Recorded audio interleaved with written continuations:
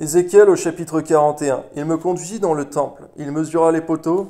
Il y avait 6 coudées de largeur d'un côté et 6 coudées de largeur de l'autre. Largeur de la tente. La largeur de la porte était de 10 coudées. Il y avait 5 coudées d'un côté de la porte et 5 coudées de l'autre.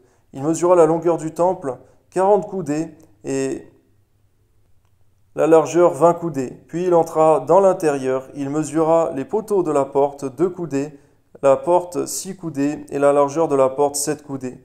Il mesura une longueur de 20 coudées et une largeur de 20 coudées. Sur le devant du temple, il me dit, c'est ici le lieu très saint.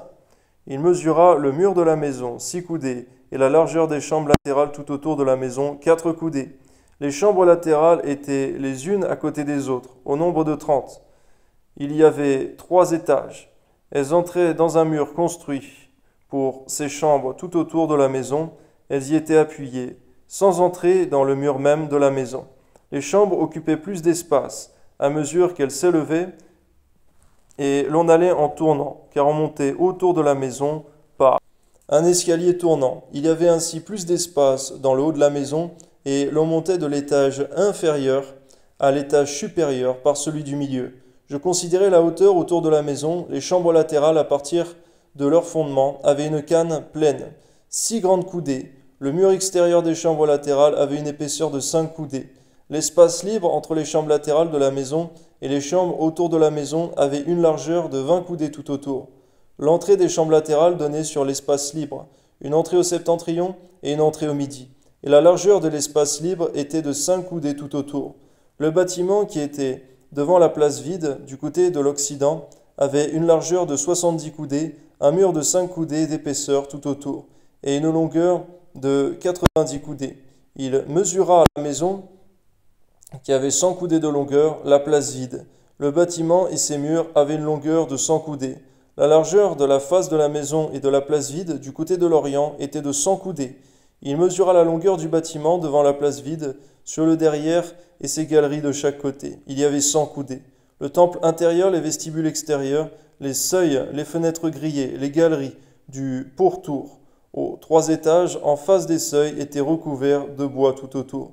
Depuis le sol jusqu'aux fenêtres fermées, jusqu'au dessus de la porte, le dedans de la maison, le dehors, toute la muraille du pourtour, à l'intérieur et à l'extérieur, tout était, d'après la mesure, et orné de chérubins et de palmes.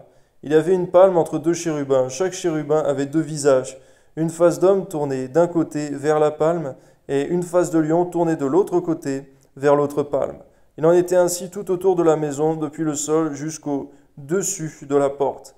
Il y avait des chérubins et des palmes, et aussi sur la muraille du temple. Les poteaux du temple étaient carrés, et la face du septentrion avait le même aspect. L'autel était de bois, haut de 3 coudées et long de 2 coudées. Ses angles, ses pieds et ses côtés étaient de bois. L'homme me dit, c'est ici la table qui est devant l'Éternel. Le temple et le sanctuaire avaient 2 portes. Il y avait aux portes 2 battants, qui tous 2 touchaient sur les portes. 2 battants pour une porte et 2 pour l'autre.